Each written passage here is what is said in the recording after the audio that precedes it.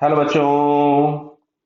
यहां लिखा हुआ है an object is moving in X Y plane whose position as a function of time is given by this relation.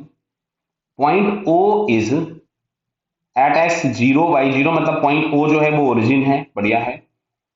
The object is definitely moving towards O, मतलब O origin की तरफ जा रहा हो। तो ध्यान से सुनना बेटा, मेरी बात ध्यान से सुनेंगे आप लोग। मैं यहाँ पे कुछ चीजें समझा रहा हूं आपको। जैसे मान लो यहां कहीं पे आपके पास ये x दिया गया है, ये y दिया गया है। अच्छा, ये होता हमारे पास r वेक्टर, और अगर हमारे पास वेलोसिटी वेक्टर कुछ ऐसा होता, ध्यान से सुनना, इस तरह से। तो v वेक्टर अगर हम लोगों के पास इधर होता तो v का एक कंपोनेंट इसको दूर ले जाता। समझ में आ रहा है ना? यहाँ पे कुछ v डैश आ जाता और यहाँ पे कुछ v डबल डैश आ जाता। तो v का एक कंपोनेंट इस r की लेंथ को बढ़ाएगा, मतलब particle is moving away from the origin. और यहाँ पे अगर हम देखें तो v और r के बीच में जो एंगल थीटा है, इट इज लेस देन 90, बराबर। अच्छा, दूसरा केस देखते हैं हम लोग यहाँ से कि मान लो x दिया है और ये y दिया है, और ये हमारे पास पोजीशन वेक्टर दिया गया था r।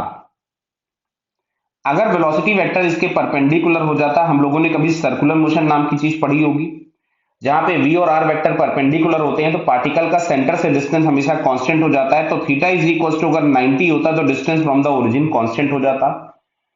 थीटा लेस देन 90 के केस में distance from the origin increasing है। अब अगर हम लोग यहां से देखते हैं नेक्स्ट वाला केस, यहां पे मान लो दिया गया है तुम्हारे पास ये r वेक्टर है बेटा,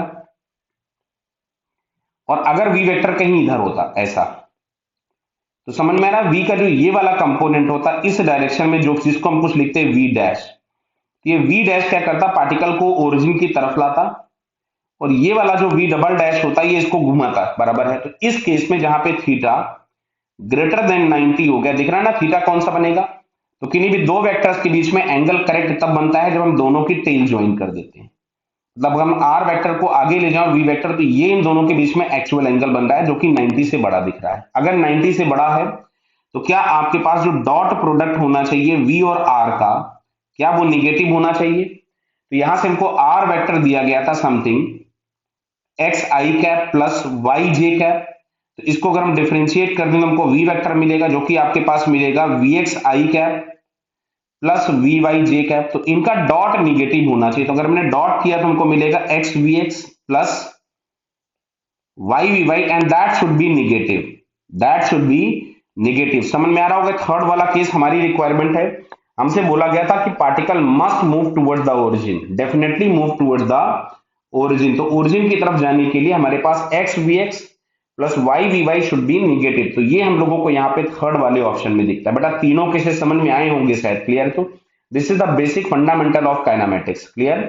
सो यहाँ पे हम लोगों को थर्ड वाला आंसर करेक्ट दिखेगा। ओके बेटा, ऑल द बेस्ट।